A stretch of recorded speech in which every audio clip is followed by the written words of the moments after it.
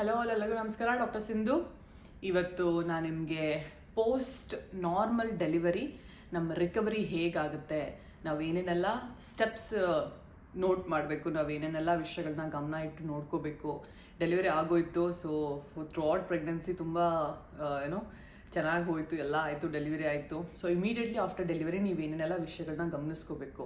So ಇವತ್ತು ನಾವು normal delivery ಬಗ್ಗೆ ನೋಡೋಣ. ನೆಕ್ಸ್ಟ್ ವಿಡಿಯೋದಲ್ಲಿ I tell you about caesarean section, ಓಕೆನಾ.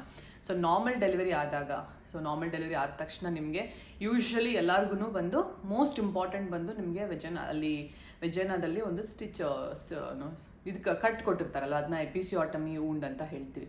ಸೊ ಅದು ಮೋಸ್ಟ್ ಎಲ್ಲರಿಗೂ ಫಸ್ಟ್ ಡೆಲಿವರಿಯಲ್ಲಿ ಸುಮಾರು ಜನಕ್ಕೆ 95% ಕೊಟ್ಟೇ ಕೊಡ್ತಾರೆ. ಈಗ in case second R third delivery ಆಗಿದ್ರೆ ಅದನ್ನು ಯೂಶ್ವಲಿ ಅವಾಯ್ಡ್ ಮಾಡ್ತಾರೆ, ಯಾಕಂದರೆ ನಮ್ಮದು ಫ್ಲೆಕ್ಸಿಬಲ್ ಆಗಿ. ಇನ್ ಕೇಸ್ ನಿಮಗೆ ಆ ಥರ ಕಟ್ ಕೊಟ್ಟಿದ್ರೆ ನೀವು ತುಂಬ ಇಂಪಾರ್ಟೆಂಟು ಆ ವೂಂಡನ್ನು ನೀವು ಕ್ಲೀನಾಗಿ ಮೇಂಟೈನ್ ಮಾಡಬೇಕು, ಓಕೆನಾ. ಸೊ ನಿಮಗೆ ಇಮಿಡಿಯೇಟ್ಲಿ ಆಫ್ಟರ್ ಡೆಲಿವರಿ ಆ ಸ್ಟಿಚಸ್ ಕೊಟ್ಟು ಪೇಯ್ನ್ ಇರ್ಬೋದು. ಸೊ ಆದಷ್ಟು try to take pain killers. ನಿಮಗೆ ಡಾಕ್ಟರ್ ಮೆಡಿಸಿನ್ಸ್ ಎಲ್ಲ ಕೊಟ್ಟಿರ್ತಾರೆ, ಖಂಡಿತ ಏನು ಹೆದರ್ಕೊಳ್ಳೋಕೆ ಹೋಗಬೇಡಿ. ಸೊ ಪೇಯ್ನ್ ಕಿಲ್ಲರ್ಸ್ ನೀವು ಖಂಡಿತ ತೊಗೋಬೋದು. ಡೆಲಿವರಿ ಆದಮೇಲೆ ನಿಮಗೆ ತುಂಬ ಟಯರ್ಡ್ ಆಗಿರುತ್ತೆ. ನಿಮಗೆ 2 ಅವರ್ಸಲ್ಲಿ ಡೆಲಿವರಿ ಆಯಿತೋ ಅಥವಾ 10 ಅವರ್ಸ್ 12 ಅವರ್ಸ್ ಒಂದಿನ ಫುಲ್ ಆಯಿತೋ ನಿಮಗೆ ಪೇಯ್ನ್ ಇದ್ದು, ಸೊ ನಿಮ್ಗೆ ತುಂಬ ಟಯರ್ಡ್ ಆಗಿರುತ್ತೆ. ಆ ಟಯರ್ಡ್ ಜೊತೆ ಈ ಪೇಯ್ನ್ ಎಲ್ಲ ಇಟ್ಕೊಂಡು ಕಷ್ಟಪಡೋಕ್ಕೆ ಹೋಗಬೇಡಿ.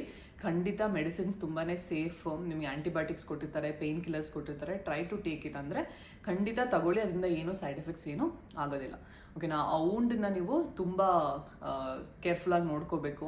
ಆವಾಗ ನಿಮ್ಮ ಸ್ಯಾನಿಟರಿ ಪ್ಯಾಡ್ಸನ್ನ ಚೇಂಜ್ ಮಾಡಿ. So at least once in 3 to 4 hours once change ಮಾಡಿ, ಯಾಕೆಂದರೆ ತುಂಬ ಬ್ಲೀಡಿಂಗ್ ಇರುತ್ತೆ. ಅಟ್ಲೀಸ್ಟ್ ನಿಮಗೆ 1 ವೀಕ್ವರೆಗೂ ಎಸ್ಪೆಷಲಿ ನಾರ್ಮಲ್ ಡೆಲಿವರಿ ತುಂಬ ಜಾಸ್ತಿ ಬ್ಲೀಡಿಂಗ್ ಇರುತ್ತೆ.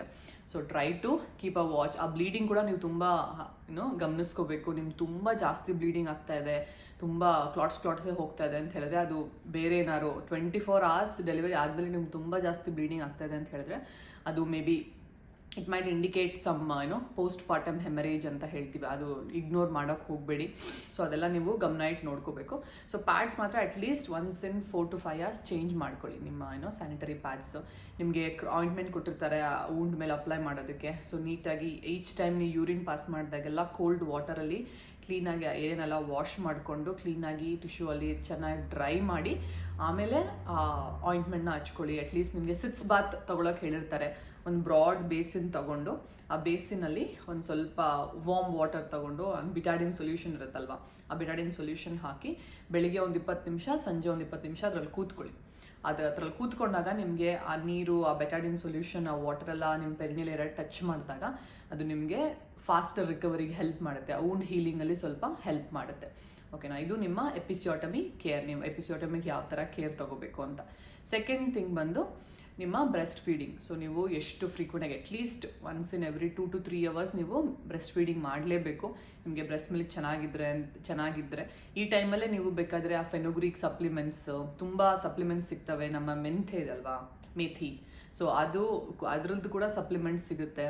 ಸೊ ನಿಮ್ಗೇನಾದ್ರು ತುಂಬ ಮಿಲ್ಕ್ ಪ್ರೊಡಕ್ಷನ್ ಕಮ್ಮಿ ಇದ್ದರೆ ಸೊ ಇನಿಷಿಯಲ್ ಡೇಸಲ್ಲೇ ನೀವು ಅದನ್ನು ಇಂಪ್ರೂವ್ ಮಾಡ್ಕೊಳ್ಳೋದಕ್ಕೆ ಮೆಡಿಸಿನ್ಸ್ ಏನಾರು ತಗೋಬಹುದು.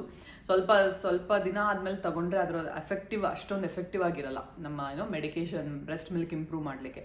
ಸೊ ಬಿಕಾಸ್ ನೀವು ಬ್ರೆಸ್ಟ್ ಫೀಡ್ ಮಾಡ್ತಾ ಇರೋದ್ರಿಂದ ನಿಮ್ಮ ಬಾಡಿ ಬಂದು ಎಕ್ಸ್ಟ್ರಾ ತುಂಬ ಎನರ್ಜಿ ಕನ್ಸ್ಯೂಮ್ ಮಾಡುತ್ತೆ.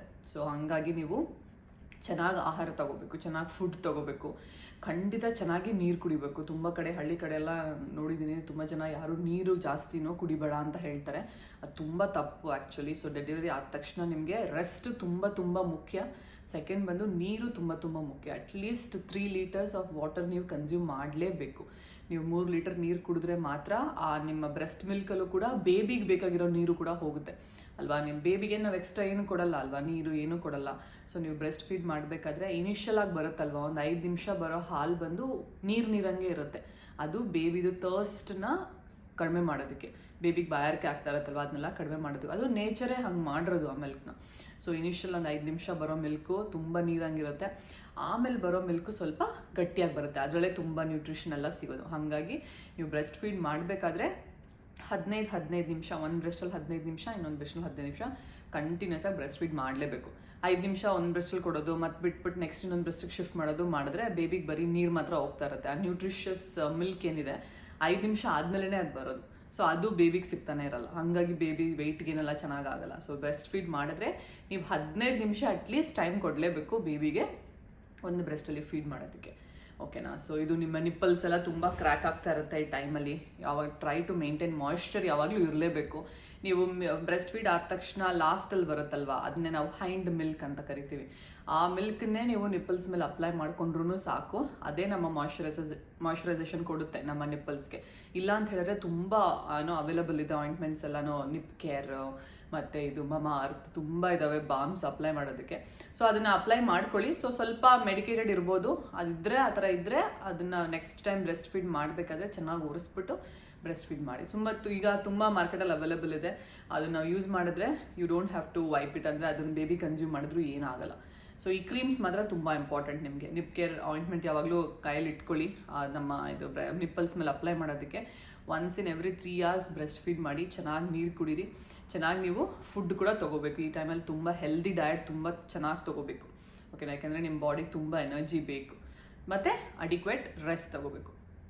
ರೆಸ್ಟ್ ಅಂತ ಹೇಳಿದ್ರೆ ನಿಮ್ಗೆ ಯಾವಾಗೆಲ್ಲ ತುಂಬ ಟಯರ್ಡ್ ಆಗುತ್ತೋ, ಮಗು ಯಾವಾಗೆಲ್ಲ ಮಲ್ಕೊಳ್ಳುತ್ತೋ ಅವಾಗೆಲ್ಲ ಮಲ್ಕೊಂಬಿಡಿ. ಯಾಕೆಂದರೆ ಅಟ್ ಅ ಸ್ಟ್ರೆಚ್ ನಿಮಗೆ ನಿದ್ದೆ ಸಿಗದೇ ಇರ್ಬೋದು, ಯಾಕೆಂದರೆ ನಾವು ಬೇಬಿಗೆ at least once in 2 to 3 hours feed ಮಾಡಲೇಬೇಕಲ್ವ. ಸೊ ಅದಕ್ಕಾಗಿ ಸೊ ನೀವು ಅಡಿಕ್ವೇಟ್ ರೆಸ್ಟ್ ತಗೊಳ್ಳಿ. ಸೊ ಅದು ನಮ್ಮ ಬ್ರೆಸ್ಟ್ ಫೀಡಿಂಗ್ ಆಯಿತು, ಮತ್ತು ಎಪಿಸೋಟಮಿ ಕೇರ್ ಆಯಿತು. ಮತ್ತು ನೆಕ್ಸ್ಟ್ ಬಂದು ನಿಮಗೆ ಕ್ರ್ಯಾಂಪ್ಸ್ ಇರುತ್ತೆ ಅಬ್ಡಮನಲ್ಲಿ. ನಿಮ್ಮ ಯೂಟ್ರಸ್ನ ಟಚ್ ಮಾಡಿಕೊಂಡ್ರೆ ಇವಾಗ ಇನ್ನೂ ನೀವು ಒಂದು 5 ತಿಂಗಳು ಪ್ರೆಗ್ನೆಂಟ್ ಥರ ಇರುತ್ತೆ ನಿಮ್ಮ ಯೂಟ್ರಸ್ ಅಲ್ವಾ, ಅದು ನಾರ್ಮಲೇನೆ. ಸೊ ಇಮಿಡಿಯೇಟ್ಲಿ ನಮ್ಮ ಡೆಲಿವರಿ ಆದ ತಕ್ಷಣ ನಮ್ಮ ಯೂಟ್ರಸ್ ಸೈಜ್ ಬಂದು, ಗರ್ಭಕೋಶದ ಸೈಜ್ ಬಂದು ನಮ್ಮ 5 ತಿಂಗಳು ಪ್ರೆಗ್ನೆಂಟ್ ಇದ್ದಾಗ ನಮ್ಗೆ ಹೆಂಗಿರುತ್ತೋ ಅಷ್ಟೇ ಸೈಜ್ ಇರುತ್ತೆ. ಸೊ ನೀವು ಅಯ್ಯೋ ಅನ್ಕೋಬೋದು, ಏನಪ್ಪ ಡೆಲಿವರಿ ಆಯಿತು ಇನ್ನೂ ನಾನು ಪ್ರೆಗ್ನೆಂಟ್ ಥರನೇ ಕಾಣಿಸ್ತಾ ಇದ್ದೀನಿ ಅಂತ. ಅದು ತುಂಬ ಎಲ್ಲರಿಗೂ ಹಂಗೆ ಇರುತ್ತೆ. ಯಾಕೆಂತ ಹೇಳಿದ್ರೆ ನಮ್ಮ ಅಬ್ಡಮನ್ ತುಂಬ ಲ್ಯಾಕ್ಸ್ ಆಗಿದೆ ಅಲ್ವಾ, ಎಷ್ಟೊಂದು ಡಿಸ್ಟೆಂಟ್ ಆಗಿತ್ತಲ್ವಾ. ಸೊ ಸಡನ್ನಾಗಿ ಯಾವುದೇ ಆರ್ಗನ್ ಬಂದು ಅಷ್ಟೊಂದು ರಿಟ್ರಾಕ್ಷನ್ ಆಗಿ ಸಡನ್ನಾಗಿ ನಮಗೆ ಏನೋ ಫ್ಲಾಟ್ ಆಗಿಬಿಡಲ್ಲ. ತುಂಬ ಜನಕ್ಕೆ ಇನ್ನೂ ಹೊಟ್ಟೆ ಮುಂದೆನೇ ಬಂದಂಗೆ ಇರುತ್ತೆ. ಅದು ಬಿಕಾಸ್ ನಮ್ಮ ಪ್ರೆಗ್ನೆನ್ಸಿ ಯೂಟ್ರಸ್ ಬಂದು ಇನ್ನೂ 5 ತಿಂಗಳು ಪ್ರೆಗ್ನೆಂಟ್ ಸೈಜಲ್ಲೇ ಇರುತ್ತೆ. ಅದು ಒಂದು 8 ವಾರನಾರು ಬೇಕು ನಮ್ಮ ಯೂಟ್ರಸ್ ಫುಲ್ಲಿ ನಾರ್ಮಲ್ ಸೈಜ್ ಆಗೋದಕ್ಕೆ. ಅಟ್ಲೀಸ್ಟ್ ಒಂದು 8 ವಾರದಿಂದ 3 ತಿಂಗಳಾದರೂ ಬೇಕು. ಸೊ ಅದು ನಿಮ್ಮ ಬ್ರೆಸ್ಟ್ ಫೀಡ್ ಮಾಡಬೇಕಾರಲ್ಲ ನಿಮಗೆ ಕ್ರ್ಯಾಂಪ್ಸ್ ಆಗುತ್ತೆ. ಅದು ಯಾಕೆ ಅಂತ ಹೇಳಿದ್ರೆ ನೀವು ಬ್ರೆಸ್ಟ್ ಫೀಡ್ ಮಾಡಬೇಕಾದ್ರೆ ಅದು ಆಕ್ಸಿಟೋಸಿನ್ ರಿಲೀಸ್ ಮಾಡುತ್ತಲ್ವ. ಸೊ ಆಕ್ಸಿಟೋಸಿನ್ ಬಂದು ಯೂಟ್ರಸ್ನ ಕಂಟ್ರಾಕ್ಟ್ ಮಾಡುತ್ತೆ. ಸೊ ಅದು ಯೂಟ್ರಸ್ ಕಂಟ್ರಾಕ್ಟ್ ಆಗಬೇಕು to go back to its normal size. ಅದು ನಾರ್ಮಲ್ ಸೈಜ್ಗೆ ಹೋಗಬೇಕು ಅಂತ ಹೇಳಿದ್ರೆ ಯೂಟ್ರಸ್ ಕಂಟ್ರಾಕ್ಟ್ ಆಗಿದೆ ನಾರ್ಮಲ್ ಸೈಜ್ಗೆ ಹೋಗಬೇಕು. ಸೊ ಹಾಗಾಗಿ ನಿಮಗೆ ಬ್ರೆಸ್ಟ್ ಫೀಡ್ ಮಾಡಿದಾಗೆಲ್ಲ ನಿಮಗೆ ಆ ಥರ ಪೇಯ್ನ್ ಬರ್ತಾ ಇರುತ್ತೆ, ಓಕೆನಾ. ಸೊ ಇದು ನೀವು ಆ ಪೇಯ್ನ್ಸ್ ಕೂಡ ನಿಮಗೆ ತುಂಬ ಜಾಸ್ತಿ ಇದ್ದರೆ ಅದಕ್ಕೂ ಕೂಡ ನೀವು ಪೇಯ್ನ್ ಕಿಲ್ಲರ್ಸ್ ಎಲ್ಲ ತೊಗೋಬೋದು, ಏನು ವರಿ ಮಾಡ್ಕೊಳ್ಳೋಕೆ ಹೋಗಬೇಡಿ. ಆಮೇಲೆ 4th ಥಿಂಗ್ ಬಂದು ನಿಮ್ಮ ಟೆಂಪ್ರೇಚರು. ಸೊ ಸುಮಾರು ಜನಕ್ಕೆ ಈ ಟೈಮಲ್ಲಿ urinary tract infection, kidney infections ಬರ್ಬೋದು. ಸೊ ಹಾಗಾಗಿ at least once in every 4 hours 5 hours once ಬಂದು ನಿಮ್ಮ ಟೆಂಪ್ರೇಚರ್ ಬಂದು ಚೆಕ್ ಮಾಡ್ಕೊಳ್ಳಿ, ಓಕೆನಾ. ಸೊ ಟೆಂಪ್ರೇಚರ್ ಫೀವರ್ ಏನಾರೋ ಬರೋಂಗಿದೆಯಾ, ಆ ಥರ ಏನಾರ ನಿಮಗೆ ಸಿಮ್ಟಮ್ಸ್ ಇರೋಂಗಿದ್ರೆ ಸೊ ಇಮಿಡಿಯೇಟ್ಲಿ ನೀವು ಡಾಕ್ಟರ್ನ ಕನ್ಸಲ್ಟ್ ಮಾಡಬೇಕಾಗುತ್ತೆ, ಓಕೆನಾ. ಅದು ತುಂಬ ಇಂಪಾರ್ಟೆಂಟು. ಇಮಿಡಿಯೇಟ್ಲಿ ಪೋಸ್ಟ್ ಡೆಲಿವರಿ ನಿಮಗೆ ಜಾಸ್ತಿ ಫೀವರ್ ಹಂಗೆಲ್ಲ ಬರೋಕ್ಕೆ ಹೋಗಬಾರ್ದು, ಓಕೆನಾ. ಸೊ ನಿಮ್ಮ ಬ್ರೆಸ್ಟ್ ಎಲ್ಲ ಬಂದು ತುಂಬ ಜಾಸ್ತಿ ಮಿಲ್ಕ್ ಸೆಕ್ರೀಷನ್ ಎಲ್ಲ ಇದ್ದರೆ ನಿಮಗೆ ಬ್ರೆಸ್ಟ್ ಫೀಡ್ ಮಾಡಿದ ತಕ್ಷಣ ನೀವು ಬಂದು ನಿಮ್ಮ ಬ್ರೆಸ್ಟ್ ಎರಡೂ ಸಾಫ್ಟ್ ಆಗಿರಬೇಕು, ಅದನ್ನು ಕನ್ಸಿಡರ್ ಮಾಡ್ಕೊಳ್ಳಿ.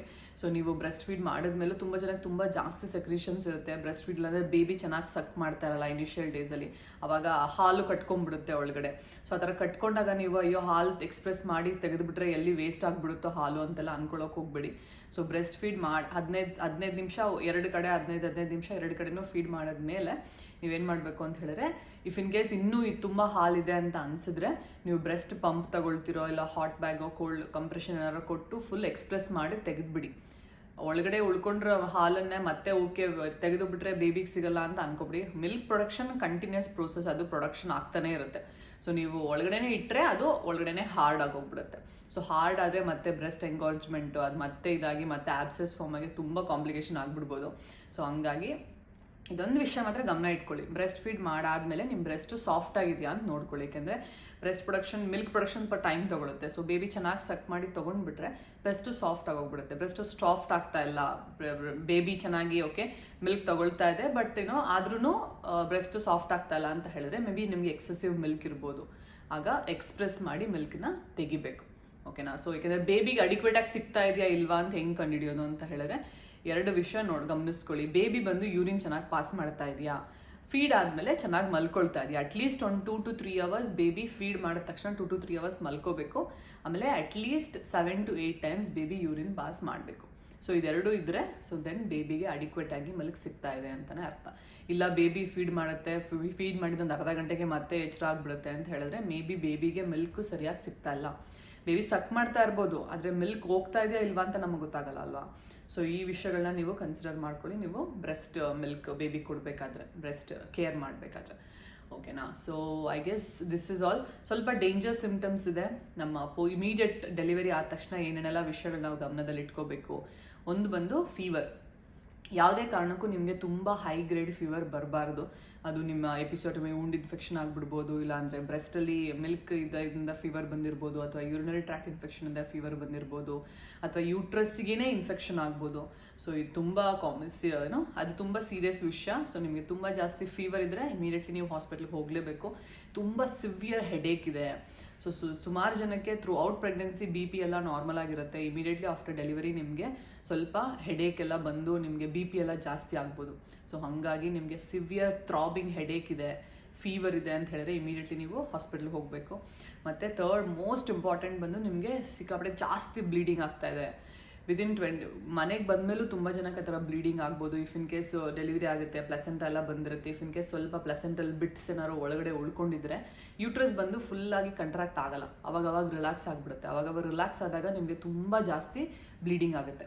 ನೀವೇನಾರ ಅನ್ಎಕ್ಸ್ಪೆಕ್ಟ್ ತುಂಬ ಜಾಸ್ತಿ ಹಂಗೆ ಕೂತಿರ್ತೀರ, ಹಂಗೆ ಕ್ಲಾಟ್ಸೇ ಫುಲ್ ಬ್ಲೀಡಿಂಗ್ ಬರ್ತಾ ಇದೆ ಅಂತ ಹೇಳಿದ್ರೆ ಇಮಿಡಿಯೇಟಾಗಿ ನೀವು ಹಾಸ್ಪಿಟ್ಲಿಗೆ ಹೋಗಬೇಕು. ಮತ್ತು ಇದು 3 ವಿಷಯ: ಹೆಡೇಕು, ಫೀವರು, ಹೆವಿ ಬ್ಲೀಡಿಂಗ್, ಮತ್ತು ಸಿವಿಯರ್ ಲೋವರ್ ಅಬ್ಡಮಿನಲ್ ಪೇನ್. ಯಾವುದೋ ವಿಷಯಕ್ಕೆ ತುಂಬ ಲೋವರ್ ಅಬ್ಡಮಿನಲ್ ಪೇಯ್ನ್ ಇದೆ, ಮತ್ತು ಡಯೇರಿಯಾ ಆಗ್ತಾ ಇದೆ ನಿಮಗೆ, ಪೇಯ್ನ್ ಜೊತೆ ತುಂಬ ಸಿವಿಯರ್ ಡಯೇರಿಯಾ ಇದೆ. ಇದು ಕೂಡ ನಮ್ಮ ಯೂಟ್ರಸ್ ಒಳಗಡೆ ಏನಾರ ಇನ್ಫೆಕ್ಷನ್ ಇದ್ದರೆ ಕೂಡ ಈ ಥರ ಎಲ್ಲ ಸಿಮ್ಟಮ್ಸ್ ನಿಮಗೆ ಬರ್ಬೋದು. ಇಲ್ಲಾಂದರೆ ಬ್ರೆಸ್ಟ್ ಎಂಗಾಜ್ಮೆಂಟ್ ಆಗಿದೆ, ಬ್ರೆಸ್ಟು ತುಂಬ ಹಾರ್ಡ್ ಆಗಿಬಿಟ್ಟಿದೆ, ಎಷ್ಟೇ ಪ್ರೆಸ್ ಮಾಡಿದ್ರು ಹಾಲೇ ಬರ್ತಾ ಇಲ್ಲ ಅನ್ನೋ ಸಿಚುವೇಶನ್ ಇರಬೇಕಾದ್ರೆ ನಿಮಗೆ ಮೇ ಬಿ ಮೆಡಿಕಲ್ ಅಸಿಸ್ಟೆನ್ಸ್ ಬೇಕಾಗ್ಬೋದು to express the milk out. ಅದನ್ನು ಇಗ್ನೋರ್ ಮಾಡೋಕ್ಕೆ ಹೋಗಬೇಡಿ, ಅದು ಹಂಗೆ ಬಿಟ್ಟರೆ ಒಳಗಡೆ ಆಬ್ಸೆಸ್ ಫಾರ್ಮ್ ಆಗಿ ಹೋಗ್ಬಿಡುತ್ತೆ. ಸೊ ಇದೆಲ್ಲ ವಿಷಯಗಳು ನೀವು ಇಮಿಡಿಯೇಟ್ಲಿ ಆಫ್ಟರ್ ಡೆಲಿವರಿ ನೀವು ಕನ್ಸಿಡರ್ ಮಾಡ್ಕೋಬೇಕು. ಸೊ ಇದು ಫಸ್ಟ್ ವೀಕಲ್ಲಿ. ಮತ್ತು ಅಟ್ಲೀಸ್ಟ್ ನೆಕ್ಸ್ಟ್ ಒಂದು 2 ವೀಕ್ಸಲ್ಲಿ ಈ ಟೈಮಲ್ಲಿ ನಿಮ್ಮ ಎಮೋಷ್ನಲಿ ಕೂಡ ನೀವು ತುಂಬ ಡಿಸ್ಟರ್ಬ್ ಆಗಿರ್ತೀರ.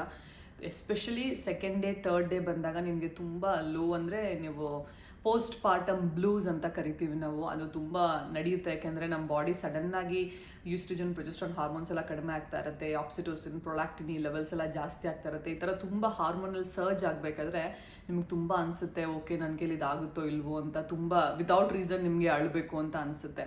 ಸೊ ನಿಮ್ಮ ಫ್ಯಾಮಿಲಿಗೆಲ್ಲ ಅದನ್ನು ಹೇಳಿ, ಬಿಕಾಸ್ ಇದೆಲ್ಲ ಡೆಲಿವರಿಗೆ ಮುಂಚೆನೇ ನೀವು ಒಂದು ರಿಸರ್ಚ್ ಮಾಡಿ ಅವ್ರು ಹೇಳಿರಬೇಕು. ಓಕೆ, ಇಲ್ಲ ಎಷ್ಟೊಂದು ಜನಕ್ಕೆ ಅದು ಅರ್ಥ ಆಗಲ್ಲ, ಯಾಕೆ ಸುಮ್ಮನೆ ಅಳ್ತಾ ಇದ್ದಾರೆ, ಎಲ್ಲ ಚೆನ್ನಾಗಿದೆ ಅಂತ ಅಂದ್ಕೊಳ್ತಾರೆ. ಬಟ್ ಇದು ತುಂಬ ಕಾಮನ್, ಎಲ್ಲರಿಗೂ ಆ ಥರ ಆಗ್ಬೋದು. ತುಂಬ ಜನಕ್ಕೆ ಆ ಥರ ಸ್ವಲ್ಪ ಡಿಪ್ರೆಷನ್ಗೆ ಹೋಗ್ಬೋದು ಅವ್ರು ಇಮಿಡಿಯೇಟ್ಲಿ ಆಫ್ಟರ್ ಡೆಲಿವರಿ. ಆದರೆ ನಿಮಗೆ ಈ ಥಾಟ್ಸ್ ಎಲ್ಲ ಬಂದು 1 ವಾರ 2 ವಾರ ಅಷ್ಟೇ.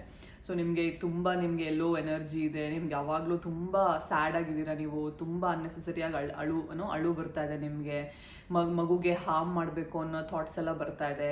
ಇದೆಲ್ಲ 2 ವಾರಕ್ಕಿಂತ ಮೇಲೆ ನಿಮಗೆ ಇದ್ದರೆ ಅದೆಲ್ಲ may be serious psychological condition ಕೂಡ ಇರ್ಬೋದು.